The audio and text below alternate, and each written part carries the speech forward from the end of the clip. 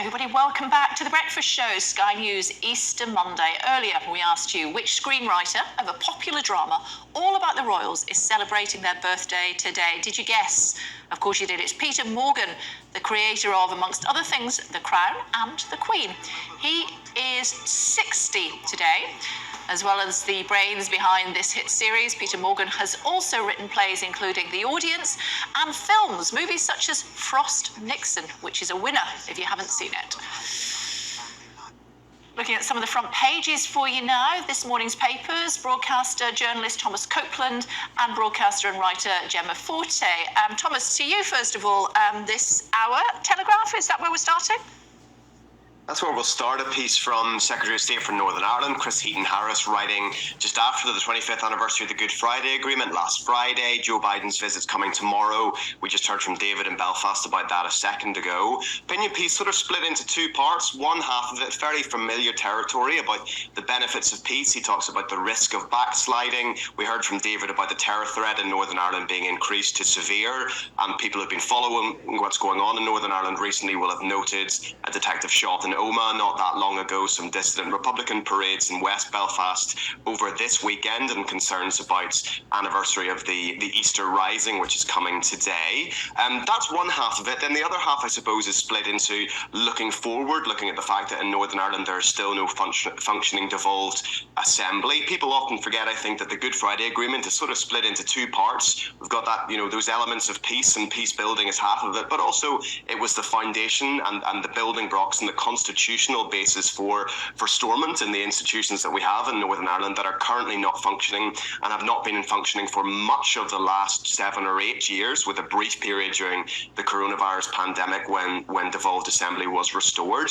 That will be probably a lot of what Joe Biden will talk about when he comes here on Tuesday. He'll talk about the benefits of peace, but he'll also try to force some pressure onto the DUP in particular to get back into Stormont. My prediction will be that the DUP have weathered much greater pressure than that in the past, and they will do so again. They see little benefit in returning to Stormont. Currently, not returning to Stormont is quite popular amongst Unionist voters, at least a substantial portion of them in Northern Ireland. And Chris Heaton-Harris talks sort of rather amusingly in the article. He says about how we need to be honest and say that not having a devolved assembly is having an impact on the people of Northern Ireland, and he's right. What he probably omits to mention the fact that it is, of course, his government that forced through the Northern Ireland Protocol and now the Windsor Framework, largely against the wishes of DUP voters, certainly, and Unionist voters in Northern Ireland. So a mixed bag there, but Biden's visit unlikely to make much progress. Okay, Gemma, we know that, of course, we're seeing the President Biden coming to Northern Ireland and the Republic of Ireland. He's not coming, though, for the coronation. No, I believe he isn't. But I think the First Lady is. So there will be a representative from America.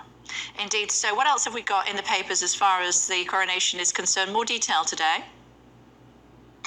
Okay, yes, so there's a huge amount, particularly in the Daily Mail, and there's a whole double-page spread in there on all the different regalia, all the different things that will be involved. You've got a large piece on, as you can see here, on the route that they have chosen, and then there's a whole nother piece dedicated to things like the sceptre and the crown and the orb. And it's interesting because it's a very conspicuous display of wealth, and yes, we have many, many royalists in this country, but it is an interesting time. Now, we had heard that King Charles wanted to be aware of the cost of living crisis and so on and so forth, but it is going to cost 100 million. And it was interesting reading that by comparison, if you translated the old money into new money now, that Queen Elizabeth II's coronation would have cost roughly 46 to 50 million pounds. But apparently the extra cost that we'd be spending now is largely due to things like security issues.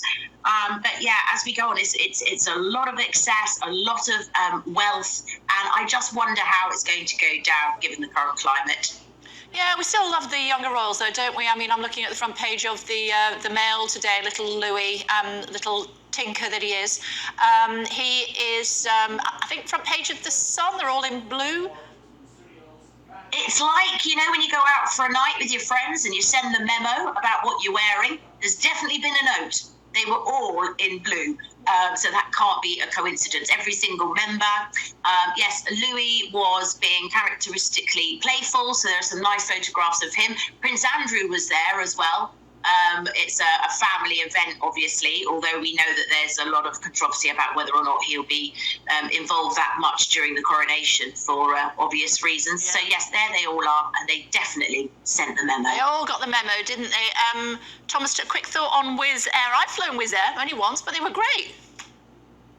Well, you're probably then one of the few. Wizz Air had the unfortunate accolade for the second year of the row, the most delayed flight carrier in the UK. This one surprised me, actually. Listen, I've plenty of flights and lots of delays. Wizz Air, 46 minutes and 6 seconds late is their average. Is the average. So some people have had a lot worse than there. 46 minutes, and worse than that. That's 3 times longer than last year. And last year they were also in last place. So something's gone pretty terribly wrong. Coming in second is TUI with 40 minutes. Qatar Airways 31 minutes. Turkish Airlines with 29 minutes. Average delay for all travellers is 23 minutes. Okay, I'll so bear if you're heading that off in on mind because we holidays are for out this of Easter, time. don't rush to We the will airport. see you very soon. Thank you both. Stay tuned.